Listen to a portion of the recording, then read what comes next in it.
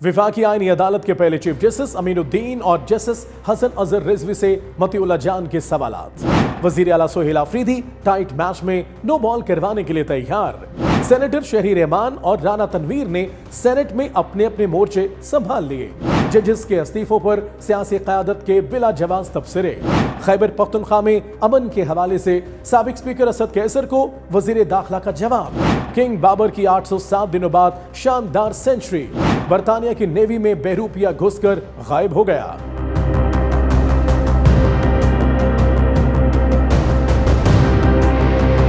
Talkies live के daily update में मैं हूं आपका होस्ट हैदर अली। बढ़ते हैं तफसीलात की जानिब, लेकिन इससे पहले हमें लाइक, फॉलो और सब्सक्राइब कीजिए और बेल आइकन को दबाना मत भूलें ताकि टॉकीज लाइव पर हमारी मुलाकातें यूं ही चलती रहें।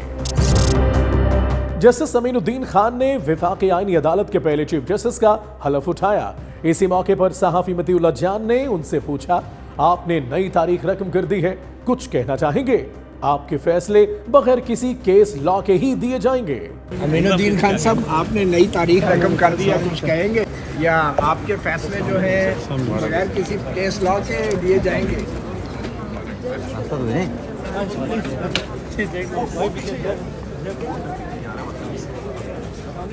इसी मौके पर मतीउल्लाह जान ने जस्टिस हसन अजहर रिजवी से सवाल पूछा, जिस पर उन्होंने जवाबन कहा, सुप्रीम कोर्ट के जो फैसले हैं वो आपकी नज़र में कोई हैसियत नहीं रखते, जिनको मना किया गया कि आप उन पर रिलाई नहीं करेंगे? फैसले बोलते, मैंने बोला ना, फैसले बोले। जज नहीं बोलते, जजेस के फैसले बोलते हैं, ये कहा जस्टिस हसन अजहर रिजवी साहब ने। जैसा कि मखसूस नशिस्तें पीटीआई को देना और नजरसानी में वापस लेकर हुक्मरान इत्तेहाद को देना, फौजी अदालतों की तौसीक करना, फैसले तो बोलते हैं। वजीर आला सोहेल आफरीदी ने रेडियो पाकिस्तान पेशावर पर 9 मई हमले की तहकीकात के लिए एक इंक्वायरी कमीशन बनाने का ऐलान किया है। फरमाया कि कमीशन सीसीटीवी समेत तमाम शवाहिद जमा करके रिपोर्ट काबीना को पेश करेगा। 9 मई को पाकिस्तान तहरीक इंसाफ के खिलाफ फॉल्स फ्लैग ऑपरेशन हुआ था और उसमें जो है कुछ लोगों ने रेडियो पाकिस्तान को जलाया था। तो आज मैं उसमें इंक्वायरी कमीशन का भी ऐलान करता हूं। उसमें इंक्वायरी कमीशन बनेगा।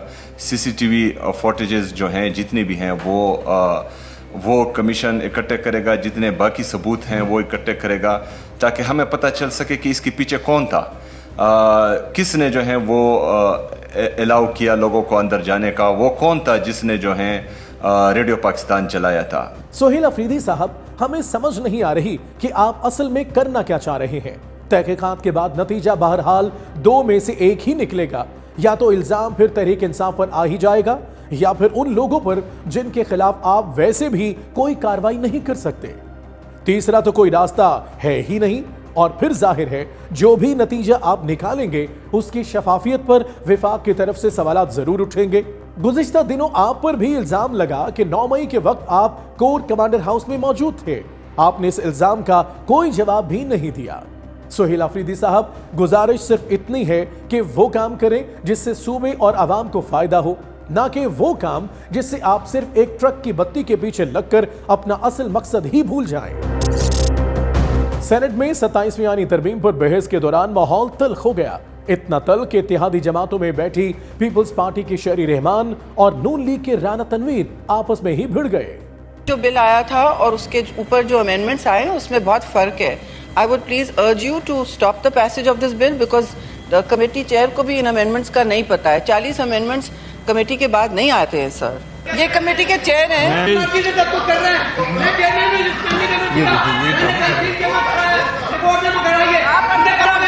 और शहरी बात तो सुन लेना, जो फैसला करना है उस करे, जो आपने करना है फैसला, मेरी बात तो सुन लेना। ये देखो ये चीख रही है, इसका क्या चीखने का मतलब है?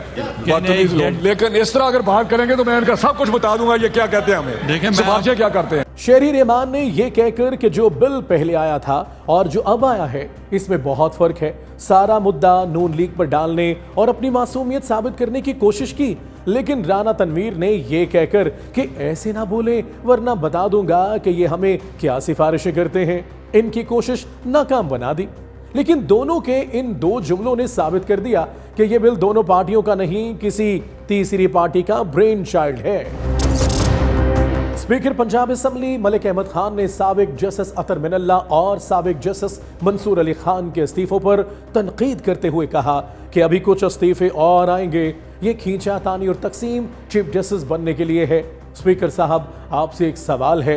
26वीं तरमीम में जब ये वाजे हो गया था कि सुप्रीम कोर्ट का चीफ जस्टिस सीनियरिटी बेस पर बनेगा, यानी 3 सीनियर जजेस में से पार्लिमानी कमेटी एक मुंतखब करे, तो इसमें हुकूमत और इसके इत्तेहादियों को घबराने की जरूरत क्या थी? अगर आपके पास इस सवाल का जवाब नहीं है तो बराह करम तनकीद में इल्जामात की राह न निकालें, क्योंकि ये आपके मनसब को जेब नहीं देता। नाजरीन, आपको बताते चलें कि कुछ ऐसे ही सुर सेनेटर फैसल वाडा ने भी अपनी ट्वीट में बिखेरे हैं। कहते हैं, अभी तो शुरुआत है, जो इस्तीफे आए वो फौरी मंजूर होंगे, मजीद इस्तीफे आएंगे वो भी फौरी मंजूर किए जाएंगे।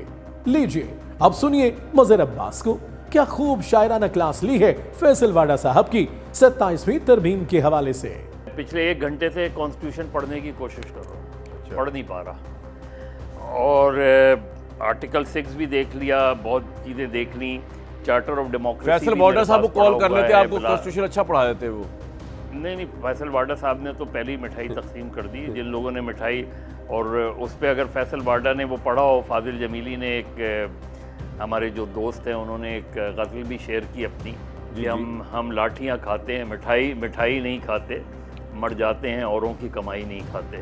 फैसल वाडा साहब, आपकी इस बात से हमें आप ही याद आ गए। आपको तो पाकिस्तान तहरीक इंसाफ से इस्तीफे देने की जरूरत भी पेश ना आई थी और आपकी छुट्टी भी हो गई। आप किसी दौर में जनूबी पंजाब का अलग सूबा बनाने की तहरीक को लीड फरमा रहे थे, तो क्या आने वाली किसी तरमीम में इसकी बात बन सकती है, या फिर बात आई गई हो गई? खैबर पख्तूनख्वा में अमन जरगा मुनक्किद हुआ, जिसमें तमाम पार्टीज ने कुछ नुकात पर इत्तेफाक किया। हमारे सूबे में एक बहुत बड़ा कौमी जरगा का इनेकाद हुआ, जिसमें मुस्लिम लीग नून की तमाम लीडरशिप, जिसमें पीपल पार्टी की तमाम लीडरशिप, जिसमें ANP, जमीयत उलमा इस्लाम, यानी जितनी पॉलिटिकल पार्टीज हैं, सिविल सोसाइटी है, कबायली मिशरान है, मीडिया से ताल्लुक रखने हैं, सब मिल बैठे 15 नुकाती एलामिया निकाला, और एक नई पार्टियां तो कोई एक पार्टी भी नहीं रह गई। मैं ये पूछना चाहता हूं कि खैबर पख्तूनख्वा के अवाम इस मुल्क के बाशिंदे हैं कि नहीं? अगर इस मुल्क के बाशिंदे हैं और वो पूरी कौमी जरगा करते हैं, मुत्तफिका एलामिया निकालते हैं, और वफाकी हुकूमत उसको दरारत इम्तिना नहीं समझती, उसको कोई अहमियत नहीं देती, मैं पूछना चाहता हूं कि आपके नुमाइंदे बैठे थे उधर, तमाम पॉलिटिकल पार्टीज के नुमाइंदे बैठे थे, ये खैबर पख्तूनख्वा की पूरी अवाम की तौहीन है, और ये तौहीन खैबर पख्तूनख्वा के अवाम अपना हिसाब लेगा। आप ड्रोन अटैक करते, हमने कहा कोलेटरल डैमेज किसी सूरत में काबिल कबूल नहीं है, हमें किसी सूरत में कोलेटरल डैमेज काबिल कबूल नहीं है। अगर इस तरह ये रवैया रखते हैं तो हमें क्या मैसेज देते हैं कि क्या पश्तून खैबर पख्तूनख्वा में जितने लोग रह रहे हैं, क्या वो आईनी पाकिस्तान के तहत इनकी शहरी हुकूक है कि नहीं, उनकी कानूनी हुकूक है कि नहीं है? असद कैसर की इस बात का जवाब वजीर दाखिला मोहसिन नकवी ने पहले ही दे दिया था कि वो हम पर हमले करें और हम मुज़ाकरात करें, ऐसा नहीं हो सकता। अमन जरगा हुआ सर कल पेशावर में, और उन्होंने डिमांड की है कि जो अफगानिस्तान के साथ मुज़ाकरात होने हैं, हमें एंगेज किया जाए, कुछ और इशू, और तमाम पॉलिटिकल पार्टीज उसमें। ये तो नहीं हो सकता कि वो हमारे पे बॉम्बिंग कर रहे हो और हम जाके उनको कहें कि हमसे मुज़ाकरात कर लो, ये तो नहीं हो सकता। शायकीन का इंतजार खत्म हुआ। पाकिस्तान के star batter king Babar Azam बिलाखिर form में आ ही गए। रावलपिंडी में श्रीलंका के खिलाफ दूसरे वनडे में 807 दिन बाद अपने करियर की 20वीं सेंचुरी बना डाली। उन्होंने 115 बॉल्स पर 100 रन बनाकर नाकदीन को बल्ला तोड़ जवाब दिया। उनकी इस शानदार इनिंग में एक बार फिर विकेटकीपर बैटर मोहम्मद रिजवान ने साथ दिया। बाबर की सेंचुरी के साथ ही पाकिस्तान श्रीलंका के खिलाफ अपने 3 मैचेस की सीरीज में 2-0 से बढ़तरी हासिल कर चुका है। वेल डन बाबर, ऐसे ही फॉर्म में रहे और पाकिस्तान का नाम रोशन करते जाएं।